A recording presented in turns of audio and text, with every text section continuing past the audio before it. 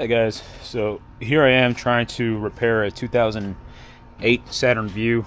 Ignore the big ass shirt because it keeps me clean. But I'm trying to follow along. I'm going to do a few things to it. It's got a misfire. I'm replacing the spark plugs right now. It's a bunch of rigmarole. Hopefully it's not too bad. But follow along. I'm going to do multiple videos, I think, on the 2008 Saturn Vue because there's not a whole lot of them. Probably just because they're shit cars, but I digress. Well, here it is.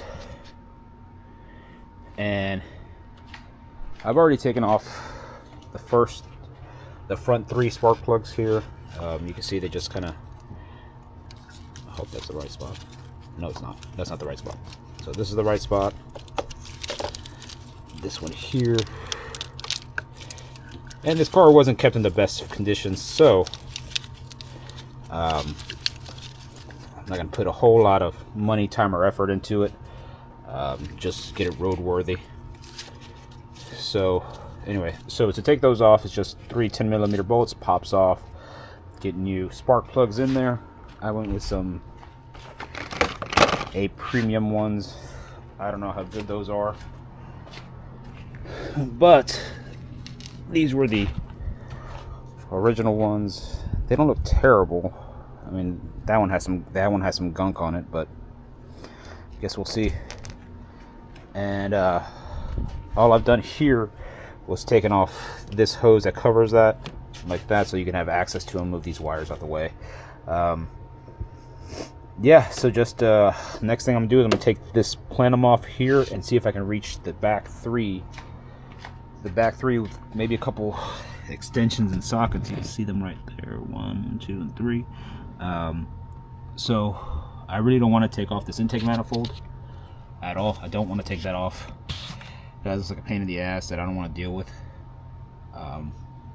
So hopefully I can just sneak my hands back there and get it done. Alright, so what I'm gonna loosen now, I gotta take off this air intake. Taking off this bolt here, it's an 8, and it looks, I've disconnected my mass airflow sensor, which I think that mass airflow sensor is going bad, but that's a road I'll cross when I get to it, I guess. Now I'm going to take off this bolt there, and there's another one back there. Screws, actually. Who the fuck made this damn design? Couldn't use clips like everybody else. Fucking idiots. Alright, let me set y'all down so I can do that.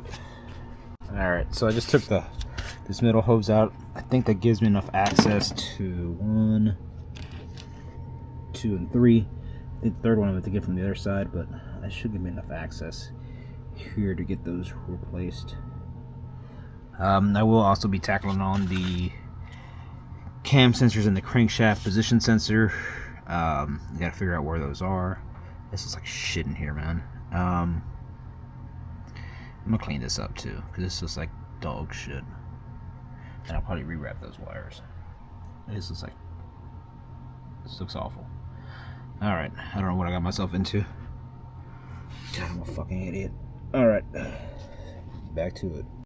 So from this side, I was able to get both those ignition coils off. I think I might have to go to the other side for the other one. You're gonna have to. You need to actually use a ratchet on this. So if you have one of these, it won't fit unless you have the one with the long extended. What's your doodle to get them off? The spark plugs are in there pretty fucking tight, so I had to use what is it, about 6-inch extension with the spark plug socket and a 3/8-inch mini breaker bar to break them loose, so I can finally get them out. They're in there pretty snug. So kind of a pain in the ass, honestly. Whoever thought about this should be shot. So on this side, for this last spark plug, you see right there, I had to use a 1/4-inch drive to get the 10 off the ignition coil, and then I also had to remove right there, that one right there, that bolt that goes right there, so I can remove this. I don't know what the fuck this is. This, so I can get the ignition coil out. So now hopefully it's just a matter of taking off and replacing. So I got it off. Had to go from the front to break it loose and then kind of turn it by hand until it came out. Same thing with these other two. The other ones I had to get, I could use my electric ratchet. So now I'm going to put the new spark plugs in the back. The back should be easier. So Google called for 0.44 on the spark plug gap. It doesn't matter if you get NGKs, AC Delcos, or whatever. Always make sure you check your gap. You don't want it. You just don't want to go based on them. Check it. This costs like $1. So just check it on your own. And I'm gonna put it back together and hope for the best. But I still have a lot of work to do. I still have to change out the crankshaft position sensor, both cam sensors. I ordered the VVT solenoids, but I don't know if that's gonna help anything. Really, I'm just shooting parts at it. But these came with the car, so that's $0. And the other parts were $30, so I think I'm gonna take a $30 bet that it fixes it. We'll see if my $30 bet pays off. I also have to